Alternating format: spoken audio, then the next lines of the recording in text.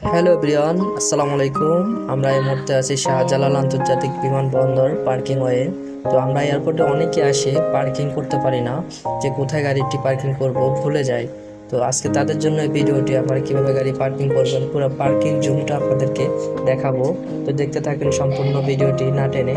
তো এখানে আপনাকে 80 টাকা পার্কিং চার্জ দিয়ে 3 ঘন্টার জন্য আপনি গাড়িটা প্রবেশ করবেন। এই গেটটার থেকে আপনাকে 80 টাকা দিলে আপনাকে একটা টোকেন দেবে। টোকেনটা আপনার 3 ঘন্টার জন্য। 3 ঘন্টা অতি বেশি হয়ে গেলে আপনাকে আবার এক্সট্রা চার্জ করতে হবে আলাদা।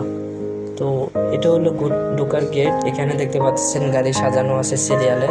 দোতলায়ও পার্কিং হয়ে আছে দেখতে পাচ্ছেন। উপরে অনেক গাড়ি আছে দোতলার উপরে, ওটা পুরোটাই পার্কিং এরিয়া। তো আপনারা সুবিধা মতো আপনাদের যাত্রী কখন আসবে এই সুবিধাতে আপনারা পার্কিং করবেন। এটা টার্মিনাল 2।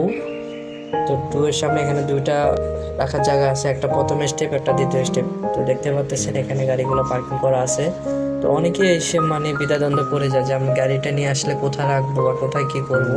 টেনশন করার কোনো দরকার নেই, আপনি সরাসরি এয়ারপোর্টে ঢুকে যাবেন। না চিনলে ওখানে লেখা আছে যে পার্কিং ওয়ে, ওখানে দেখতে পারবেন যে এখানে পার্কিং করা হয়, মাইকেও অ্যানাউন্স করে বলা হয়। তো এখানে পার্কিং করা আছে, গাড়িগুলো সুন্দরভাবে সাজানো আছে দেখতে পাচ্ছেন। মানুষজন দাঁড়িয়ে আছে, তার প্রিয় আত্মীয় স্বজন আসবে তাদের জন্য ওয়েট করা হচ্ছে।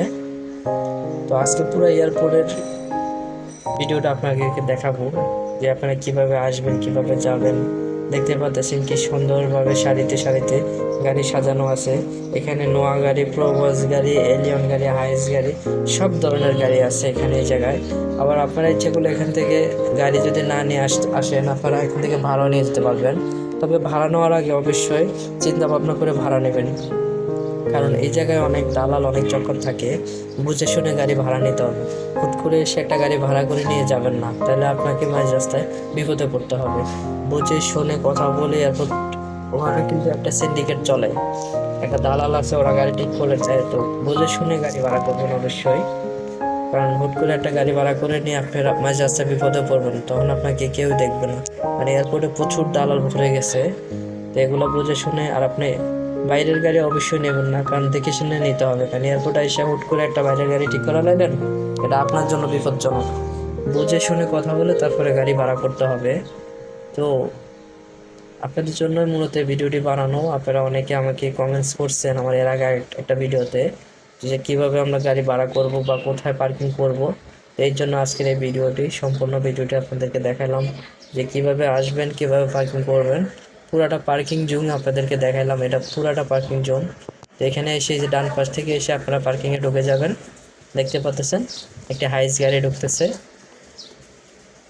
তো এটা আসলে বিশাল বড় জায়গা, আবার মাঝে মধ্যে অত পার্কিং নাও খালি থাকতে পারে, তখন আবার একটা ঘুরে আসবেন। ঘুরে আসলে আপনার পার্কিং অবশ্যই খালি হয়ে যাবে। তো এভাবে আপনারা গাড়িটি পার্কিং করবেন। তো ভিডিওটি যদি অবশ্যই আমাদের ভালো লাগে, অবশ্যই আমাদেরকে সাপোর্ট করবেন, কারণ আপনাদের জন্য আমরা ভিডিও তৈরি করি। আপনারা যদি সাপোর্ট করেন, অবশ্যই আপনাদের উসিলায় আমরা আরও ভালো ভালো ভিডিও করতে পারবো। তো সবাই ভালো থাকবেন। নেক্সট দেখা হবে অন্য কোনো ভিডিওতে। খোদা হাফেজ।